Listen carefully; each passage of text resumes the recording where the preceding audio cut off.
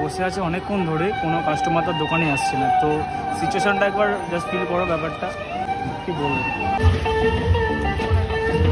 এই টোটাল ব্যাপারটা কিভাবে স্টোরিতে রাখি, মানে আবদ্ধ করি, সেটাই দেখাবো।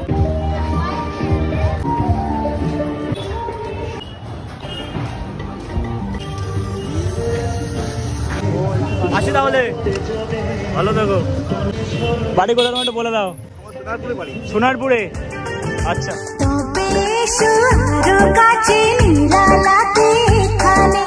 একটু এসো আরো কাছে।